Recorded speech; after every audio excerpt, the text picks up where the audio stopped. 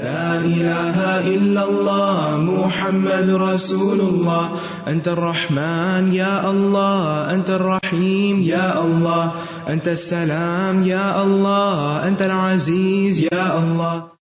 وَلِلَّهِ الْأَسْمَاءُ الْحُسْنَى فَادْعُوهُ بِهَا نحمده ونصلي على رسوله الكريم اما بعد فاعوذ بالله من الشيطان الرجيم بسم الله الرحمن الرحيم رب اشرح لي صدري ويسر لي امري واحلل عقدة من لساني يفقهوا قولي.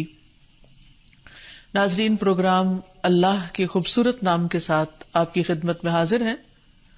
آج ہم اللہ سبحانہ وتعالی کے نام الخلاق پر بات کریں گے.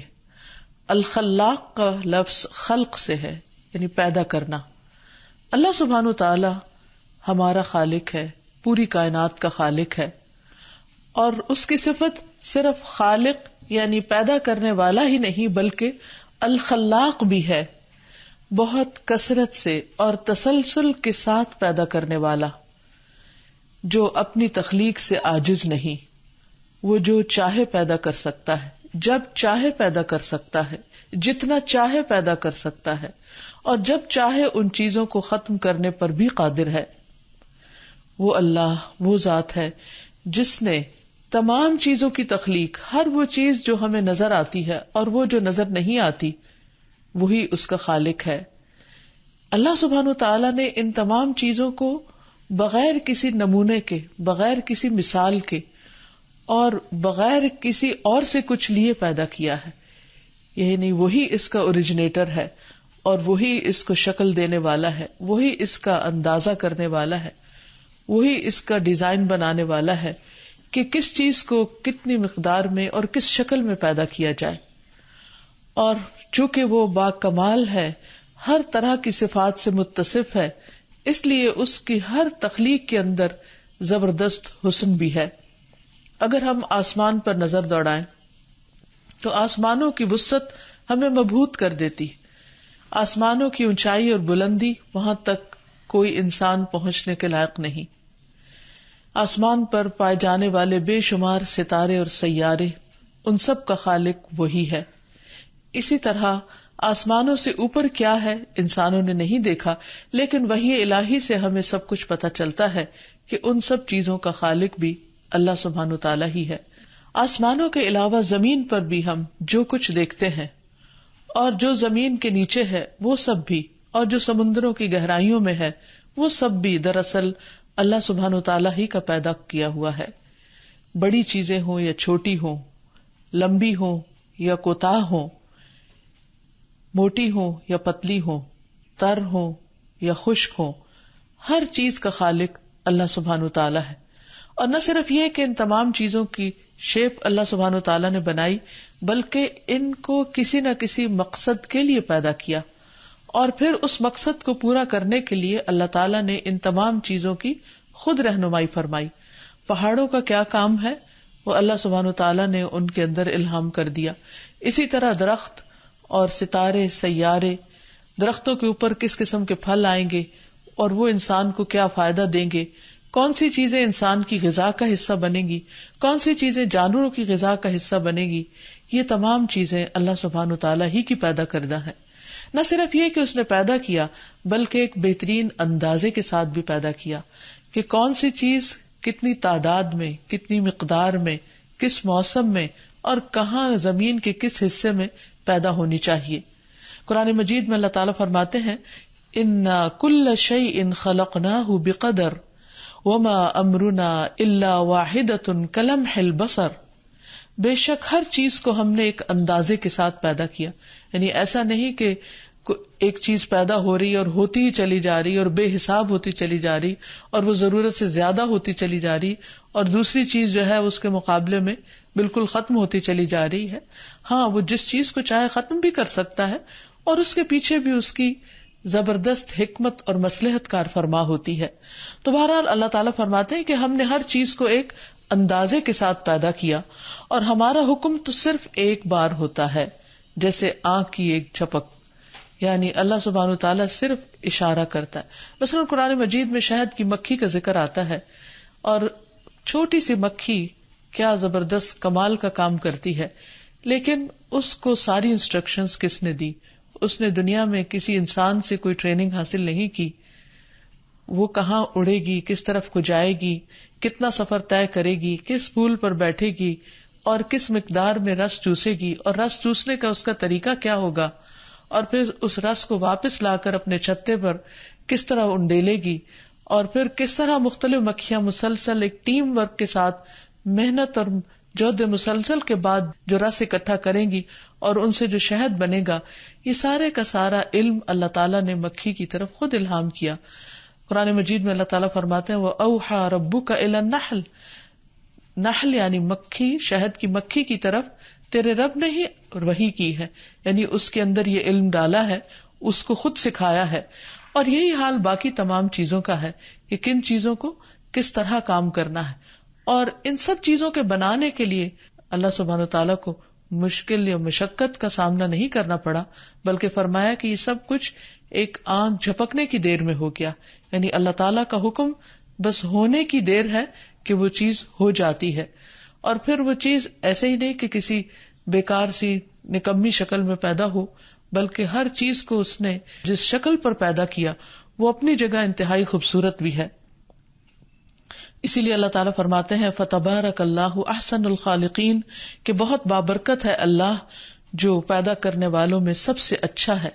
یعنی جس نے جو کچھ پیدا کیا بہترین طریقے پر پیدا کیا اور اپنے مرضی سے جتنا چاہے پیدا کیا. اسی طرح ہم دیکھتے ہیں کہ انسان کی تخلیق بھی اللہ سبحانہ وتعالیٰ نے قرآن مجید میں اس کے مختلف مراحل بتائے ہیں کہ ایک انسان کے پیدا ہونے میں کتنے مرحلے ہوتے ہیں. حالانکہ اللہ سبحانہ وتعالیٰ چاہے تو جس طرح آدم علیہ السلام کو بغیر باپ اور ماں کے پیدا کیا، اسی طرح ہر انسان کو بھی وہ پیدا کر سکتا تھا اور اس کے لیے کچھ مشکل نہیں. لیکن اس کی حکمت کاملہ کا تقاضا تھا کہ وہ انسان کی تخلیق کو ایک خاص طریقے پر وجود میں لائے. اللہ سبحانہ تعالیٰ نے تمام مخلوقات کو پیدا کیا اور پھر اس کے بعد انسان کو پیدا کیا، آدم علیہ السلام کو، اور پھر ان سے ان کا جوڑا حوا علیہ السلام کی شکل میں پیدا کیا، اور ان دونوں سے بہت سے مرد اور عورتیں دنیا بھر میں پھیلا دیے.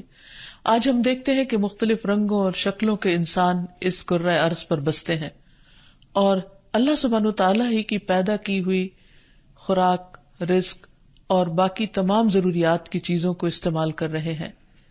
یہ سب کچھ کہاں سے آیا؟ ان میں سے کوئی بھی چیز ایسی نہیں جو خود سے خود بن گئی ہو. یہ سب اللہ تعالیٰ ہی کی دین ہے، اسی کی بنائی ہوئی ہے، اور انسانوں کی ضرورت کے عین مطابق ہر چیز بنائی گئی ہے.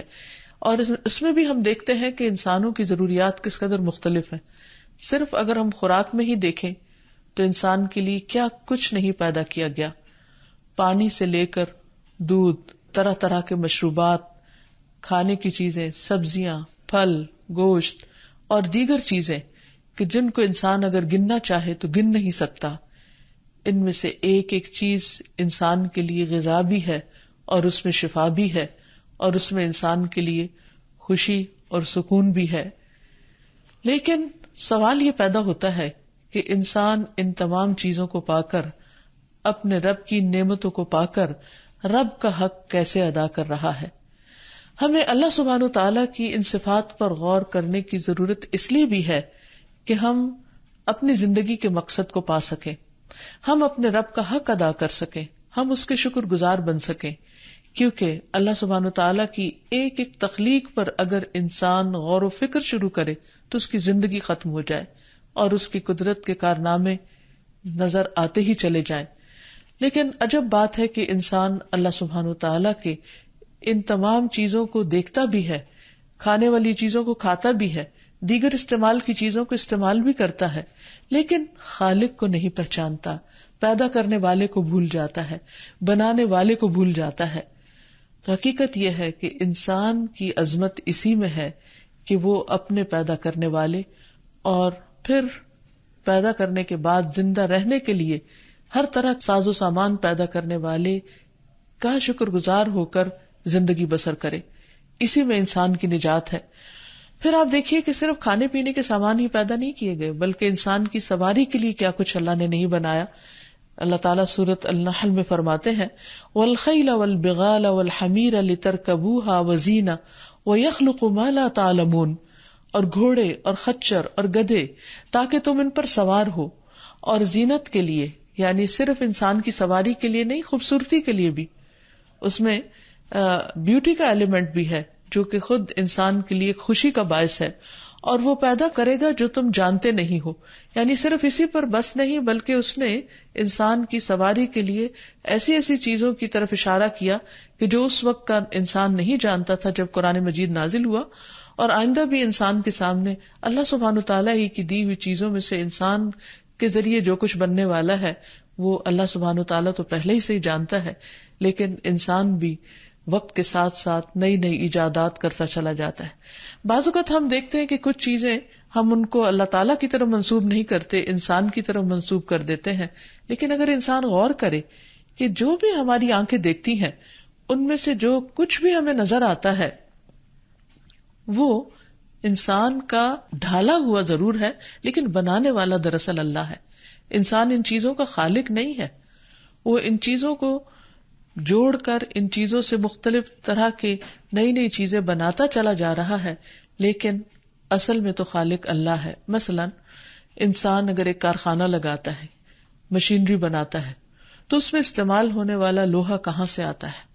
وہ اللہ سبحانہ تعالیٰ نے زمین پر اتارا انسان کے لیے. حتیٰ کہ سائنٹیفکلی یہ بات اب پروون کہ لوہا زمین پر پیدا نہیں ہوا بلکہ اسے کسی اور پلانٹ سے اتارا گیا ہے، اور قرآن مجید میں بھی اس کا ذکر ہے. اسی طرح باقی چیزیں بھی جن کو انسان استعمال کرتا ہے کسی ایک مشینری کے بنانے میں بھی اور پھر اس مشین کے چلانے میں بھی، ان تمام ریسورسز کا خالق اللہ سبحانہ و تعالیٰ ہی ہے. وہ تمام چیزیں اسی کی بنائی ہوئی، حتیٰ کہ وہ عقل جو انسان استعمال کرتا ہے ان تمام چیزوں کے بنانے میں، وہ بھی اللہ تعالیٰ ہی کی دی ہوئی ہے. پھر انسان کے علاوہ اللہ تعالیٰ نے دیگر مخلوقات بھی پیدا کی، جیسے فرشتے جن کا ذکر قرآن مجید میں ملتا ہے.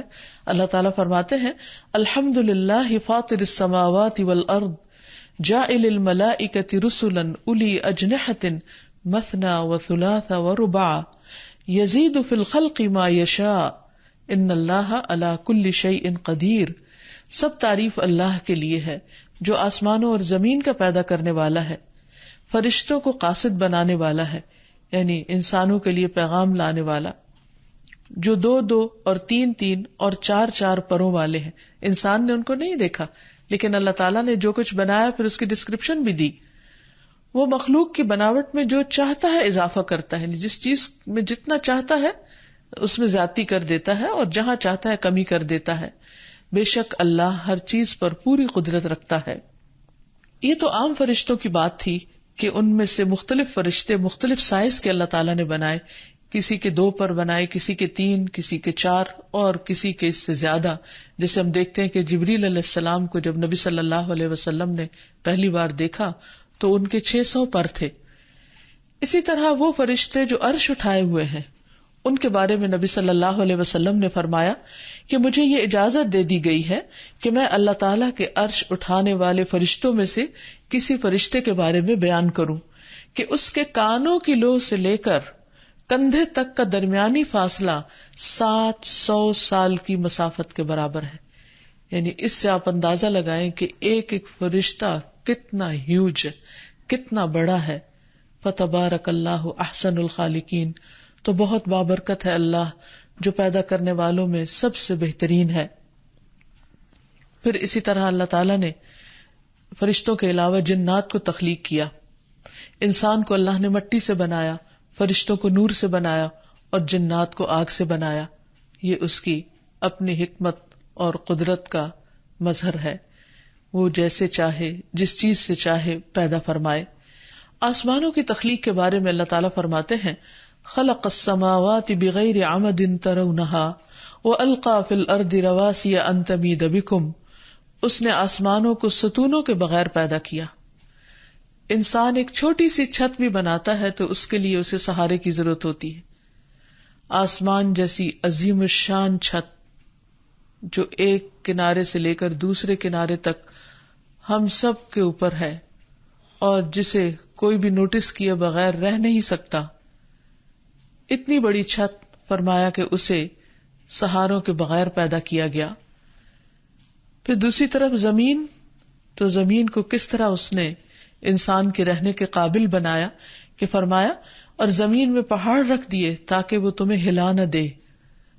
اب زمین مسلسل گردش میں ہے لیکن ہم اس پر چلتے ہیں، کھاتے ہیں، پیتے ہیں، سوتے ہیں، جاگتے ہیں، زندگی کے تمام کام کاج کرتے ہیں اور پورے سکون کے ساتھ. یہ ایک سیارہ ہے جو ہم سب کو لے کر فضا میں مسلسل گردش کر رہا ہے، لیکن ہم اس کی حرکت کو محسوس بھی نہیں کرتے. پھر اسی طرح فرمایا وَبَثَّ فِيهَا مِن كُلِّ دَابَّةٍ، اور اس میں ہر طرح کے جانور پھیلا دیے، یعنی زمین میں چھوٹے سے چھوٹے جانور سے لے کر بڑے سے بڑے جانور تک. ایک طرف انسیکٹس پیدا کیے، کیڑے مکوڑے پیدا کیے، پھر اسی طرح زمین پر رینگنے والے جانور، پھر دوڑنے والے جانور، اور پھر ان میں جسمانی اعتبار سے ہیوج قسم یعنی بہت بڑی جسامت والے جانور. یہ تمام چیزیں اسی کی پیدا کردہ ہیں اور وہی جانتا ہے کہ اس نے کس جانور کو کس مقصد کے لیے پیدا کیا. اور پھر فرمایا کہ اور ہم نے آسمان سے پانی اتارا، یعنی انسانوں اور جانوروں ان تمام حیوانات کی زندگی کے بقا کے لیے. پھر اس میں ہر طرح کی عمدہ قسم اگائی، یعنی طرح طرح کی نباتات پیدا کی. اگر ہم پودوں کی قسموں پر غور کرنا شروع کریں تو ایک ایک پودے کی مختلف اقسام انسان کو حیرت میں مبتلا کر دیتی ہیں. پھر اسی طرح کچھ پودے ایسے ہیں جو صرف خوش منظر ہیں، انسان کے لیے خوبصورتی کے طور پر پیدا کیے گئے ہیں. کچھ ایسے ہیں جن میں انسان کی غذا ہے، کچھ چھاؤں کے لیے اور کچھ فضا کو خوشگوار بنانے کے لیے. انسان اللہ تعالیٰ کی کن کن نعمتوں کو انکار کر سکتا ہے. پھر اسی طرح فرمایا کہ ھذا خلق اللہ، یہ ہے اللہ کی تخلیق، یہ ہے اللہ الخلاق کا بنایا ہوا. فَأَرُونِي مَاذَا خَلَقَ الَّذِينَ مِن دُونِهِ، مجھے دکھاؤ تو صحیح کہ اس کے سوا دوسروں نے کیا بنایا. یعنی اللہ سبحانہ وتعالیٰ نے تو یہ سب کچھ پیدا کیا، اوروں نے کیا بنایا. تو پھر اگر خالق وہ ہے اور ان سب چیزوں کو قائم وہ رکھے ہوئے ہے تو تمہیں اسی کی طرف رجوع کرنا چاہیے، اسی کے آگے جھکنا چاہیے، اسی سے اپنی تمام حاجات مانگنی چاہیے اور اس کے ساتھ کسی اور کو شریک نہیں کرنا چاہیے، کیونکہ جو خالق نہیں وہ انسان کی باقی ضروریات کو کیسے پوری کر سکتا ہے. پھر فرمایا بل الظالمون فی ضلال مبین، بلکہ ظالم لوگ کھلی گمراہی میں مبتلا ہیں. یعنی جو لوگ اللہ سبحانہ تعالیٰ کو اس کا حق نہیں دیتے اور اس کو چھوڑ کر دوسروں کی طرف متوجہ ہوتے ہیں، وہ دراصل خسارے میں ہیں. پھر اسی طرح رات اور دن کے بارے میں بھی اللہ تعالیٰ نے فرمایا کہ بھی اسی کی پیدا کرتی ہے، اسی کی پیدا کردہ ہے. پھر دوسری جگہ اللہ سبحانہ وتعالیٰ نے آسمان و زمین کی پیدائش کے علاوہ کچھ اور چیزوں کی تخلیق کا ذکر کیا ہے. فرمایا ان فی خلق السماوات والارض واختلاف اللیل والنہار والفلک التی تجری فی البحر بما ينفع الناس، بے شک آسمانوں اور زمین کے پیدا کرنے اور رات اور دن کے بدلنے میں اور ان کشتیوں کے جو سمندر میں وہ چیزیں لے کر چلتی ہیں جو لوگوں کو فائدہ دیتی ہیں، اور اس پانی میں جو اللہ نے آسمان سے اتارا ہے، پھر اس کے ساتھ زمین کو اس کی موت کے بعد زندہ کیا اور اس میں ہر قسم کے جانور پھیلا دیے، اور ہواؤں کے بدلنے میں اور اس بادل میں جو آسمان اور زمین کے درمیان مسخر کیا گیا ہے، ان لوگوں کے لیے یقیناً بہت سی نشانیاں ہیں جو سمجھتے ہیں. یعنی ایک طرف وہ لوگ ہیں جو اللہ سبحانہ وتعالیٰ کی ان تمام چیزوں کو دیکھتے ہوئے اس کو نہیں پہچانتے، اور دوسری طرف غور و فکر کرنے والے لوگ ہیں جو ایک ادنا سے ادنا تخلیق پر بھی جب غور کرتے ہیں تو اپنے رب کو پا لیتے ہیں. ابو ہریرہ رضی اللہ عنہ سے روایت ہے کہ رسول اللہ صلی اللہ علیہ وسلم نے میرے ہاتھ کو پکڑ کر فرمایا، اللہ تعالیٰ نے مٹی کو ہفتے کے دن پیدا کیا، پہاڑ اتوار کے دن پیدا کیے، درختوں کو پیر کے دن پیدا کیا، مکروہات یعنی ناپسندیدہ چیزیں منگل کے دن پیدا کیے، نور بدھ کے دن پیدا کیا، اور جمعرات کے دن زمین میں چوپائے پھیلا دیے، اور آدم علیہ السلام کو جمعہ کے دن عصر کے بعد مخلوق میں سب سے آخر جمعہ کی گھڑیوں میں سے آخری گھڑی عصر اور رات کے درمیان پیدا فرمایا. تو اللہ سبحانہ وتعالیٰ نے بہت تدبیر کے ساتھ اور اپنی خاص پلاننگ کے ساتھ ان تمام چیزوں کی تخلیق کی ہے. یہ سب کچھ بے مقصد نہیں بن گیا. بنانے والے نے اس میں سے ایک ایک چیز کو ایک مقصد کے ساتھ پیدا کیا ہے. اور زمین پر تو جتنی بھی چیزیں ہیں وہ دراصل انسان کے فائدے کے لیے ہیں. جیسا کہ سورۃ البقرہ میں اللہ تعالیٰ فرماتے ہیں خلق لکم ما فی الارض جمیعا، اس نے تمہارے لیے پیدا کیا جو بھی زمین میں ہے سارے کا سارا. اور بڑی سے بڑی چیز ہو یا چھوٹی سے چھوٹی، یہ تمام چیزیں دراصل اللہ سبحانہ تعالیٰ ہی کی پیدا کردہ ہے، اور وہ ان تمام چیزوں کے بنانے پر بھی قادر ہے. حقیقت یہ ہے کہ اللہ سبحانہ تعالیٰ کے لیے تخلیق کا یہ کام بہت آسان ہے. اسے اس کام کے لیے کسی ضابطے اور قاعدے کی پابندی کی بھی ضرورت نہیں. جیسا کہ ہم قرآن مجید میں بعض واقعات میں دیکھتے ہیں کہ کس طرح حضرت عیسیٰ علیہ السلام کو بغیر باپ کے پیدا کیا گیا، اور کس طرح زکریا علیہ السلام کو انتہائی بڑھاپے کی حالت میں یحییٰ علیہ السلام کی خوشخبری دی گئی. اور جب انہیں خوشخبری دی گئی تو وہ حیران ہو گئے کہ میرا بچہ کیسے پیدا ہو سکتا ہے. جب انہوں نے کہا کہ قال رب انا یکون لی غلام وکانت امرأتی عاقرا وقد بلغت من الکبر عتیا قال كذلك قال ربك هو علي هين وقد خلقتك من قبل ولم تك شيئا. کہا اے میرے رب، میرے لیے لڑکا کیسے ہوگا جبکہ میری بیوی شروع سے بانجھ ہے، یعنی وہ تو بچہ پیدا ہی نہیں کر سکتی، اور میں تو بڑھاپے کی آخری حد تک پہنچ چکا ہوں. کہا ایسا ہی ہے، تیرے رب نے فرمایا ہے کہ یہ میرے لیے بہت آسان ہے، اور یقیناً میں نے تجھے اس سے پہلے پیدا کیا جبکہ تو کچھ بھی نہ تھا. اگر ہم سب غور کریں تو ہم سب دنیا میں آنے سے پہلے کہاں تھے؟ ہمارا کیا نام تھا؟ ہمارا کیا وجود تھا؟ ہماری کیا ہستی تھی؟ کیا پہچان تھی؟ کچھ بھی تو نہیں. تو پھر یہ کون ہے جو پیدا کرنے والا ہے؟ اللہ ہی ہے. انسان تو آؤٹ آف نتھنگ کوئی چیز پیدا نہیں کر سکتے، لیکن اللہ سبحانہ تعالیٰ کو کچھ بھی بنانے کے لیے کسی قاعدے، ضابطے اور کسی مٹیریل کی ضرورت نہیں. وہ ہر چیز کا پیدا کرنے والا خود ہے، اور یہی اس کا کمال ہے. هو الخلاق العلیم، وہ بہت ماہر کاریگر ہے. ایسا رب، ایسا خالق کہ جس کی مثال کوئی نہیں. جہاں تک انسانوں کی تخلیق کا تعلق ہے تو اس سلسلے میں یہ بات یاد رہے کہ اللہ سبحانہ تعالیٰ انسانوں کو مرنے کے بعد دوبارہ بھی پیدا کرے گا، اور ہر انسان اسی حالت میں پیدا کیا جائے گا جس طرح وہ پہلے پیدا ہوا، اپنی ایک خاص شخصیت اور آئیڈینٹی کے ساتھ. دنیا کے اکثر لوگوں کو آج بھی اور ماضی میں بھی یہ بات مشکل سمجھ میں آئی یا سمجھنے میں قاصر رہے کہ دوبارہ کیسے پیدا ہو سکتا ہے. تو اس سوال کا جواب اللہ سبحانہ وتعالیٰ نے قرآن مجید میں بارہا دیا ہے. مثلاً سورۃ الاسراء میں اللہ تعالیٰ فرماتے ہیں وَقَالُوا أَإِذَا كُنَّا عِظَامًا وَرُفَاتًا أَإِنَّا لَمَبْعُوثُونَ خَلْقًا جَدِيدًا قُلْ كُونُوا حِجَارَةً أَوْ حَدِيدًا أَوْ خَلْقًا مِمَّا يَكْبُرُ فِي صُدُورِكُمْ فَسَيَقُولُونَ مَن يُعِيدُنَا قُلِ الَّذِي فَطَرَكُمْ أَوَّلَ مَرَّةٍ فَسَيُنْغِضُونَ إِلَيْكَ رُؤُوسَهُمْ وَيَقُولُونَ مَتَىٰ قُلْ عَسَىٰ أَن يَكُونَ قَرِيبًا. اور انہوں نے کہا کہ جب ہم ہڈیاں اور ریزہ ریزہ ہو جائیں گے، مرنے کے بعد قبروں میں گل سڑ جائیں گے، تو کیا واقعی ہم ضرور نئے سرے سے پیدا کر کے اٹھائے جائیں گے؟ کہہ دیجئے تم کسی قسم کے پتھر بن جاؤ یا لوہا بن جاؤ یا کوئی ایسی مخلوق بن جاؤ جو تمہارے سینوں میں ہے، صرف تم سوچ رہے ہو، بتایا بھی نہیں، تو بھی ان قریب وہ کہیں گے کہ ہمیں کون دوبارہ پیدا کرے گا. کہہ دیجئے وہی جس نے تمہیں پہلی بار پیدا کیا. وہ ضرور تمہاری طرف سر ہلا کر کہیں گے کہ یہ کام کب ہوگا. کہہ دیجئے امید ہے کہ وہ قریب ہے، یعنی آخرت کا آنا اور انسانوں کا دوبارہ اٹھایا جانا. یہاں تک آتا ہے کہ انسان جب دوبارہ اٹھائے جائیں گے تو وہ بے ختنہ پیدا ہوں گے، یعنی ختنے کی حالت میں ان کے جسم کے گوشت کا اگر ایک حصہ ان سے الگ ہو گیا تو دوبارہ اٹھتے وقت وہ حصہ بھی واپس ان کے جسموں کے ساتھ جوڑ دیا جائے گا. ایک انسان مرنے کے بعد اگر اس کے ٹکڑے، حصے بکھرے مختلف حصوں میں پھیلا بھی دیے گئے تو بھی دوبارہ جب وہ پیدا کیا جائے گا تو اللہ تعالیٰ زمین کے ان سارے حصوں کو حکم دے گا اور اس شخص کے جسم کے سارے حصے واپس ایک جگہ جا کر جمع ہو جائیں گے، اور ایسا کرنا اللہ سبحانہ وتعالیٰ کے لیے کچھ بھی مشکل نہیں۔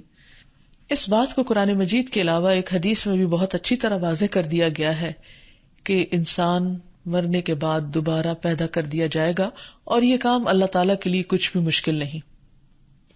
ایک حدیث میں آتا ہے کہ ایک شخص جس نے ایک بھی نیکی نہ کی تھی، جب وہ مرنے لگا تو اس نے اپنے گھر والوں سے کہا کہ جب میں مر جاؤں تو میرے جسم کو جلا کر اس کا آدھا حصہ ہوا میں اڑا دینا اور آدھا پانی میں بہا دینا۔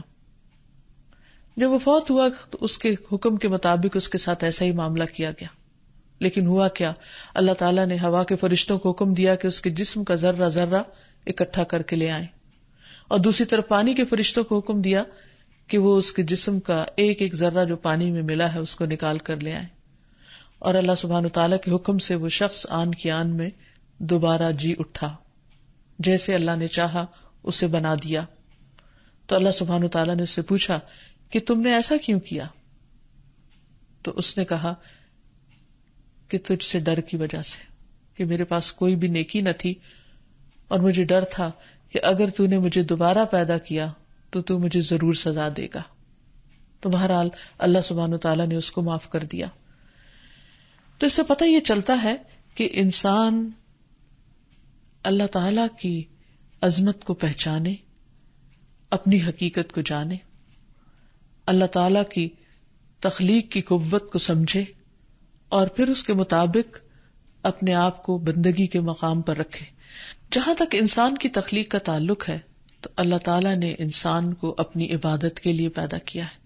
اسی وجہ سے ہم دیکھتے ہیں کہ ہمارا جسم باقی مخلوقات کے مقابلے میں بالکل مختلف ہے۔ عبادت میں سب سے اہم ترین عبادت نماز پڑھنا ہے، اور نماز کے طریقہ جو نبی صلی اللہ علیہ وسلم نے سکھایا ہے اس میں قیام ہے۔ ہم دیکھتے ہیں کہ باقی تمام مخلوقات کے مقابلے میں انسان اپنے دو پاؤں پر سیدھا کھڑا ہو سکتا ہے۔ اللہ تعالیٰ نے قرآن مجید میں حکم دیا ہے قوموا للہ قانتین، کہ اللہ کے فرما بردار بندے بن کر قیام کرو، کھڑے ہو جاؤ۔ لیکن ہم دنیاوی کاموں میں گھنٹوں کھڑے رہتے ہیں، لیکن اللہ سبحانہ تعالیٰ کی دی ہوئی اس نعمت سے کہ ہم اپنے دو پاؤں پر کھڑے ہو سکتے ہیں، اللہ رب العالمین کے سامنے کھڑے ہونے میں مشکل محسوس کرتے ہیں۔ پھر اللہ سبحانہ تعالیٰ نے رکوع کا حکم دیا ہے، اور انسان کی تخلیق اس طرح کی ہے کہ وہ بہت آسانی کے ساتھ اپنی کمر کو جھکا سکتا ہے، ورنہ بعض اوقات جو جانور کھڑی شکل میں پیدا کیے گئے ہیں وہ جھک نہیں پاتے، یہ جو جھکے ہوئے ہیں وہ کھڑے نہیں ہو سکتے۔ قرآن مجید میں آتا ہے وَارْكَعُوا مَعَ الرَّاكِعِينَ، رکوع کرنے والوں کے ساتھ رکوع کرو۔ رکوع نماز کا ایک فرض ہے۔ پھر اسی طرح سجدے کی حالت میں انسان کے اللہ تعالیٰ نے جوڑ اس طرح کے بنائے کہ جب وہ زمین پر اللہ سبحانہ وتعالیٰ کے حضور جھکتا ہے تو پرفیکٹ حالت میں آرام سے وہ تسلی کے ساتھ اپنا ماتھا ٹیک سکتا ہے، اور پھر واپس بیٹھ کر بھی اپنی عبادت کو مکمل کر سکتا ہے۔ یہ سب کچھ کسی مقصد کے بغیر نہیں دیا گیا۔ ہمارے جسم کا ایک ایک جوڑ جس طرح حرکت کر سکتا ہے، جس طرح ہم مختلف طرح کے کام کاج کر سکتے ہیں، یہ بھی اللہ سبحانہ وتعالیٰ کی نشانیوں میں سے ایک بہت بڑی نشانی ہے، اور یہ انسان کو غور و فکر کی دعوت بھی دیتی ہے۔ تو ہم سب کے لیے لازم ہے کہ وہ اپنی تخلیق کے مقصد کو بھی سمجھے، جس طرح باقی ساری کائنات اپنی اپنی تخلیق کے مقصد کو سمجھے ہوئے ہے۔ سورج کو معلوم ہے کہ اسے کیا کام کرنا ہے، اور وہ دن رات اپنے کام میں لگا ہوا ہے۔ چاند کو معلوم ہے کہ اسے کیا کرنا ہے۔ ایک ایک پہاڑ اور ایک ایک درخت کو معلوم ہے کہ ان کا کرنے کا کام کیا ہے۔ تو ایک ذرے سے لے کر ایک گیلیکسی تک ہر چیز اللہ سبحانہ تعالیٰ کی اطاعت میں لگی ہوئی ہے اور اپنی زندگی کے مقصد کو پورا کر رہی ہے، اور یہ ان میں سے ایک ایک چیز انسان کو بھی دعوت دے رہی ہے کہ وہ اللہ سبحانہ تعالیٰ کا وفادار بن جائے۔ یہی دراصل اس نام کو پڑھنے، سمجھنے اور جاننے کا مقصد ہے کہ انسان الخلاق کی تخلیق کو سمجھتے ہوئے اور پھر اپنی تخلیق پر غور کرتے ہوئے اپنی زندگی کے مقصد کو پالے، کیونکہ بہرحال ہمیں مرنے کے بعد دوبارہ جی اٹھنا ہے اور اپنے رب کے حضور حاضر ہونا ہے، اور جو بھی نعمتیں ہمیں ملی ہیں ہمارے جسم کی شکل میں یا دیگر استعمال کی جتنی بھی چیزیں ہیں ان سب کے بارے میں پھر حساب بھی ہوگا.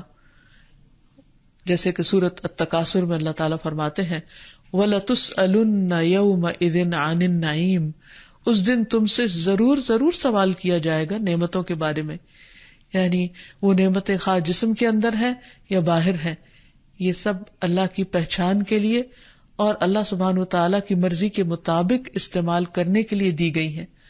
اور یہی حساب ہوگا کہ جو کچھ ملا تھا دنیا میں کیا وہ رب کی فرما برداری میں استعمال ہوا یا محض دنیا کے عیش و عشرت میں استعمال کیا گیا. پھر اسی طرح یہ ہے کہ انسان آخرت میں جو کچھ پیش آنے والا ہے اس کی تخلیق پر بھی غور کرے.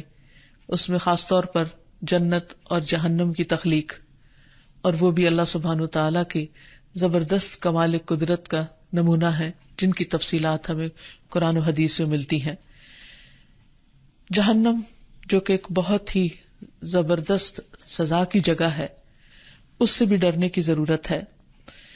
اس میں جب انسان ڈالے جائیں گے تو انسانوں کے جسم کئی گنا بڑھ جائیں گے. رسول اللہ صلی اللہ علیہ وسلم نے فرمایا کہ قیامت کے دن کافر کی ایک ڈاڑھ احد پہاڑ کے برابر ہوگی اور اس کی کھال کی چوڑائی 70 گز ہوگی، یعنی اتنی موٹی کھال ہوگی، اور دن میں وہ کھال کئی بار جلے گی. اسی طرح مجاہد کہتے ہیں کہ ایک مرتبہ ابن عباس نے مجھ سے پوچھا کہ کیا تمہیں معلوم ہے کہ جہنم کی وسعت کتنی ہے؟ میں نے عرض کیا کہ نہیں. انہوں نے فرمایا اچھا واقعی تمہیں معلوم نہیں؟ سنو، اہل جہنم کے کانوں کی لو سے کندھے کے درمیان 70 سال کا فاصلہ ہوگا. جب منہ کے اندر پائے جانے والا ایک دانت ایک پہاڑ کے برابر ہوگا تو باقی جسم پھر کتنا بڑا ہوگا. اور پھر کھال کی چوڑائی اگر 70 گز ہے تو کتنی شدید سزا کی جگہ اور مقام ہے. اللہ تعالی ہمیں اس سے محفوظ رکھے. دوسری طرف جنت اللہ سبحانہ وتعالیٰ کی رحمت ہے اور اسے انتہائی خوبصورت بنایا گیا ہے. رسول اللہ صلی اللہ علیہ وسلم نے فرمایا اللہ عز و جل نے جنت کی دیوار کا سونے اور چاندی کی اینٹ سے احاطہ کیا ہے، پھر اس میں نہریں کھودی ہیں، اس کے درختوں کو کاشت کیا ہے. پس جب فرشتوں نے اس کے حسن و جمال کی طرف دیکھا تو کہا اے جنت تو کتنی خوش نصیب ہے، تو بادشاہوں کی منزل ہے، یعنی تیرے اندر آنے والے تو بادشاہ ہوں گے. پھر اسی طرح جنت کے اندر بعض بلڈنگز ایسی ہوں گی کہ جو شیشے کی بنی ہوئی ہوں گی، جس سے اندر سے باہر اور باہر سے اندر کی چیزیں نظر آ رہی ہوں گی. پھر اسی طرح جنت میں یاقوت کی سیڑھیاں ہوں گی. ابو ہریرہ سے روایت ہے، کہتے ہیں کہ جنت کی دیوار سونے اور چاندی کی اینٹ سے بنی ہوئی ہے اور اس کی سیڑھیاں یاقوت اور موتیوں کی ہوں گی. اس کی نہروں کی کنکریاں موتی ہوں گی اور اس کی مٹی زعفران ہوگی. اسی طرح نبی صلی اللہ علیہ وسلم نے فرمایا کہ جنتی لوگ اپنے سے بلند کمرے والوں کو، اونچے درجے والوں کو یوں دیکھیں گے جیسے دنیا میں وہ گہرے چمکدار ستارے کو دیکھتے ہیں جو آسمان کے مشرقی یا مغربی کنارے پر بہت دور ہوتا ہے. ان میں سے ایک دوسرے سے افضل ہوگا، یعنی ایک کا گھر دوسرے کے مقابلے میں زیادہ بہترین ہوگا. تو صحابہ نے کہا کہ یا رسول اللہ صلی اللہ علیہ وسلم یہ تو انبیاء کے محل ہوں گے جنہیں ان کے سوا کوئی اور پا نہ سکے گا. آپ نے فرمایا نہیں، اس ذات کی قسم جس کے ہاتھ میں میری جان ہے، یہ ان لوگوں کے لیے ہوں گے جو اللہ تعالیٰ پر ایمان لائے اور انبیاء کی تصدیق کی. یعنی ایک طرف فرما برداروں کے لیے یہ انجام ہے اور دوسری طرف نافرمانوں کے لیے دوسرا انجام. اب چوائس انسان کی ہے کہ وہ اپنے لیے کیا چاہتا ہے، کہ اللہ تعالیٰ کا فرما بردار بن کر دنیا سے جانا چاہتا ہے یا نافرمان بن کر. بہرحال جنت اور جہنم کی زندگی ہمیشہ کی زندگی ہے. تو اللہ سبحانہ تعالیٰ جس نے تمام چیزوں کو تخلیق کیا اور پھر انسان کو بنایا اور پھر اس کا انجام بنایا، ضرورت اس بات کی ہے کہ ہم اس رب کے تابعدار اور فرما بردار ہوں، اس کے اطاعت گزار ہوں، اور جس مقصد کے لیے ہمیں پیدا کیا گیا ہے اس مقصد کو پورا کرنے والے ہوں. اللہ تعالیٰ سے دعا ہے کہ وہ ہمیں اپنی تخلیق کے مقصد کو سمجھنے کی توفیق عطا فرمائے اور اپنی تخلیق کی نشانیوں پر غور و فکر کی صلاحیت عطا فرمائے، تاکہ ہم ان چیزوں کی معرفت سے اس کی معرفت تک پہنچ سکیں. وآخر دعوانا ان الحمد للہ رب العالمین. سبحانک اللہم وبحمدک اشہد ان لا الہ الا انت استغفرک واتوب الیک. القاهر يا الله أنت الحسيب يا الله أنت الشافي يا الله أنت المبين يا الله أنت الوكيل يا الله أنت القيوم يا الله أنت المتين يا الله أنت السبوح يا الله لا إله إلا الله محمد رسول الله لا إله إلا الله محمد رسول الله.